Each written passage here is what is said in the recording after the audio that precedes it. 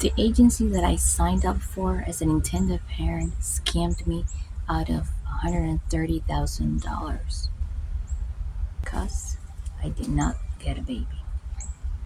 Welcome to Let's Just Stare at This Melissa Terrace Mom, and you're going to be able to find this video in my playlist IVF, infertility, and surrogacy. See, this morning I was researching some stuff online, especially I was researching like bigger surrogacy agencies because I was kind of like trying to figure out how they deal with this kind of stuff. And I came across this article about this family that decided to sue an agency because um, they did not get a baby out of the whole surrogacy agency fee schedule that they were to pay. I am not sure exactly what happened, but I'm going to tell you my thoughts about this. Please remember that this video is only for entertainment purposes only. There is no professional advice here whatsoever. No legal advice, no professional legal advice, no professional financial advice, no professional mental health advice, no professional advice whatsoever. No professional fertility advice. You're going to hear a lot of noise because yes, I am outside. I wanted to make sure that I am in an area where um, it was bright and just a little bit different than what you guys are used to. Okay, so here's the thing. When you start a surrogacy journey as an intended parent, you have to think of all scenarios. Okay, there is no way you can pay for a surrogacy process with the mentality that you are going to come out with a baby. Why? Because that would be human trafficking. Human trafficking, period. And so this is why I think that the agencies that try to lure you into their own agency by telling you, hey, um, yes, we promise you a baby, and if there is no baby out of that contract, then we're going to pay you back a certain kind of money, a certain amount of money. And that to me is like, in my opinion, that is human trafficking. I don't know how some agencies do that.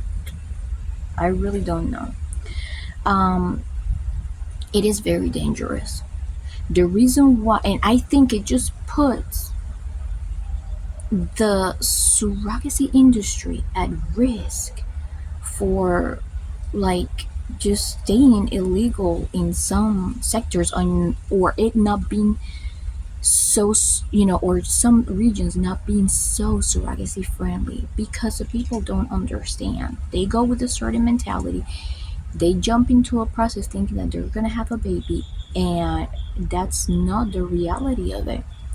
When you pay for a surrogacy journey, you pay for the surrogacy process. You pay for the process of another person to become pregnant and carry the baby, of course, throughout the pregnancy, hopefully until that baby has been born to full term.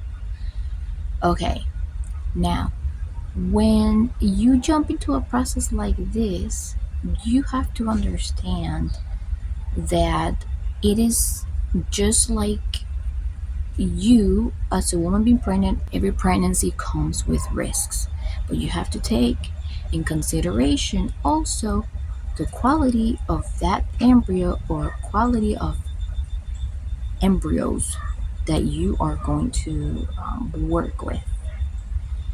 And because of that, the surrogate has to go through, or the potential surrogate has to go through a rigorous process in order to be qualified and cleared in all senses and approved. Now, even if your embryos were high quality, even if they tested normal, even if they graded high,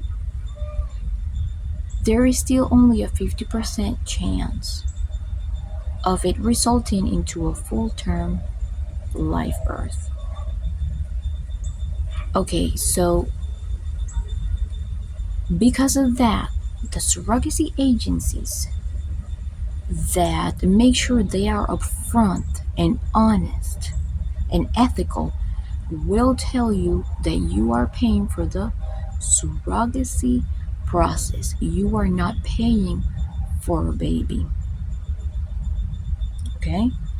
And this is what keeps the process legal here in the United States.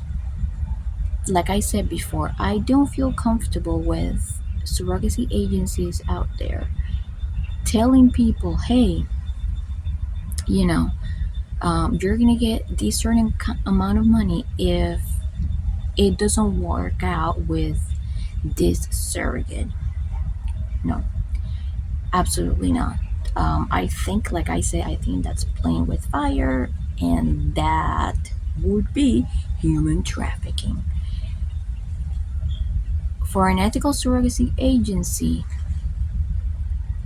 to earn my trust would be the one that would tell you upfront that you are paying for the surrogacy agency process slash pregnancy of surrogate. Okay? All pregnancies have its risks, no matter how flawless the pregnancy may look like, or no matter how good that surrogate is taking care of your baby or babies. There could be accidents happen. Oh, I see my little one. Okay, right there. She's waving. I don't know if you can see her there. Yeah. And put my, yeah, that's her right there. Okay, so no matter what, there could be accidents in which unfortunately baby could pass away, or there could be something that could pop up during the anatomy scan that would prompt the doctor to say, I have to recommend a termination. So you see, and then you would have to start, maybe you don't have, maybe let's say, for example, that was your third transfer with that surrogate, and the contract said that it was up to 3 transfers, for example. Maybe you don't have, more money because you thought that this was it. Well, and then it gets you upset, and you think and say that the surrogacy agency scammed you because you didn't get a baby. But it's not like that. You are paying for the surrogacy process, for the time, the pain, and everything that the surrogate has to go through. And if a healthy baby is born, then you become grateful and everything is good. But don't blame agencies. Even if they promise some money back, don't blame them, because it's not their fault that this happened. Another thing, and I have talked about this in other videos, another thing is that when you start up with a surrogacy agency, make sure that this surrogacy agency either has a third party escrow or tells you, yeah, you're welcome to bring in your own escrow house of preference, of your preference. They're not gonna let you pay your surrogate with your own money separate by prepaid cards or whatever on your own terms. No, that's not going to happen. A really good agency is going to tell you. A really good agency is going to tell you. You are welcome to bring in your third party escrow house, you know, and in that escrow house website or platform, the one that you feel more comfortable with, you will be able to sign in, see how much money comes in or comes out. And I have to tell you something, yes, agencies will tell you there is a certain deposit, and I have talked about this on a few videos. It's just I had to title them with something else, but I'm gonna put the link of several videos in which you will hear me talking about this stuff. You will be able to log in and see all the transactions, where the money exactly goes.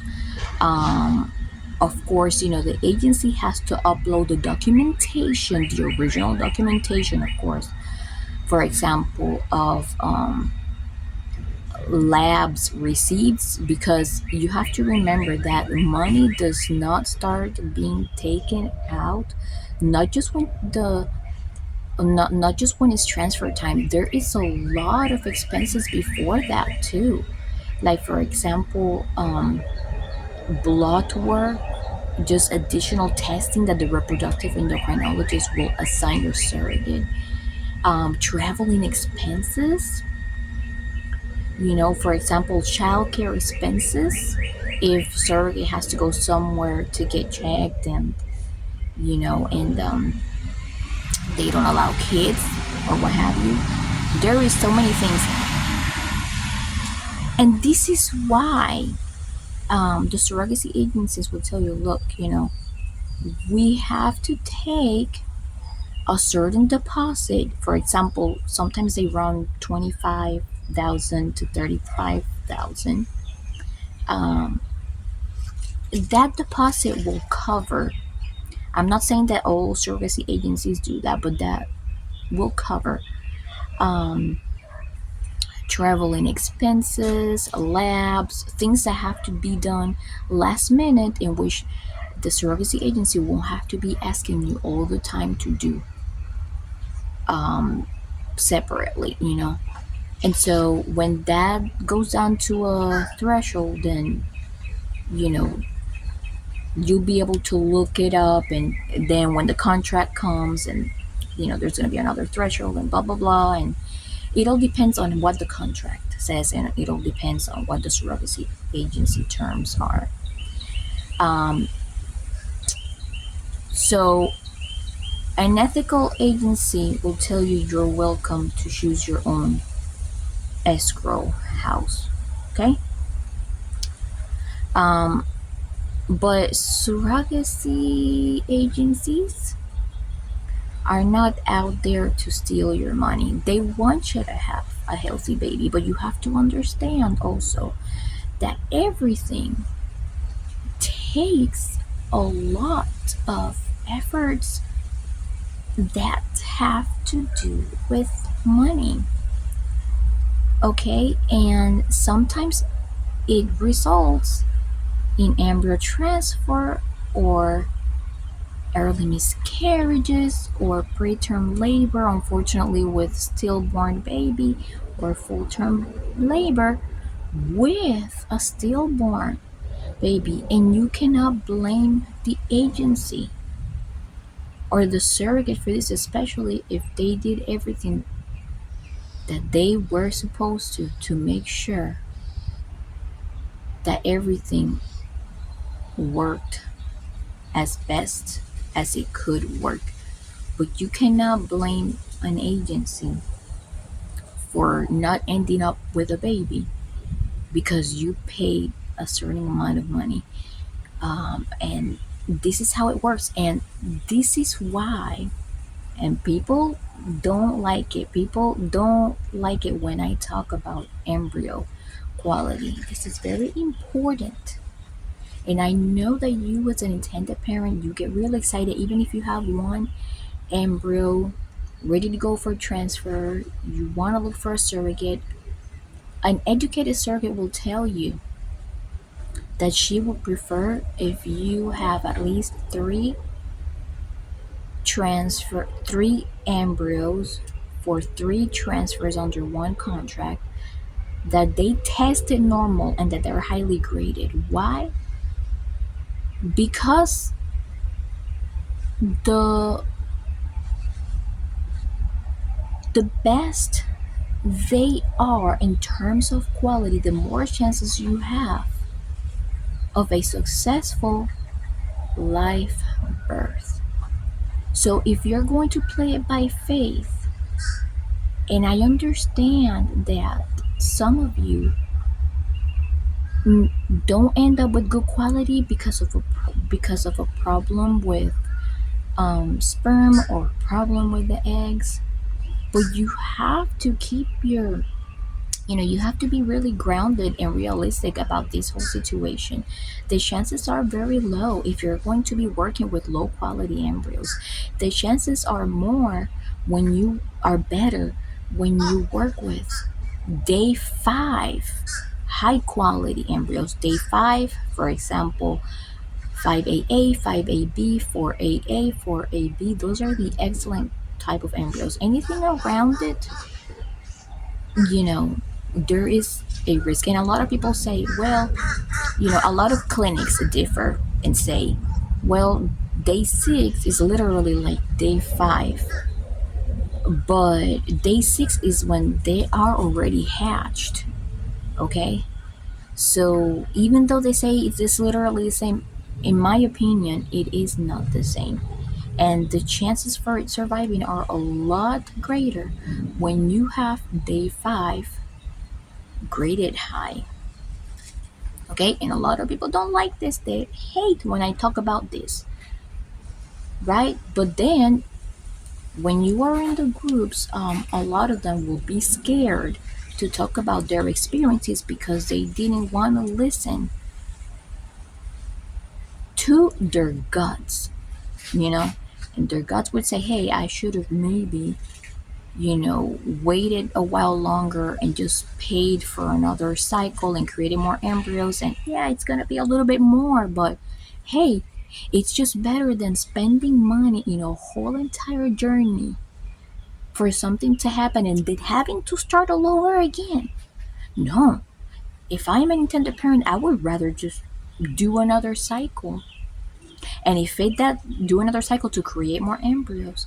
And if that doesn't give me high quality embryos, then if it was me, I would consider getting either a donor sperm or a donor egg, depending on the situation. And I know this is a little rough, but you guys know, and I always say, I don't cover the sun with the palm of my hand.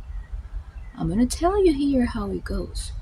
So if you found this video interesting and valuable, don't hesitate to click the like button. And don't forget to watch the rest of my surrogacy videos. I also have my surrogacy journey playlist that I just started creating, so I will put a link to that in the description too. Thank you so much. Have a good day.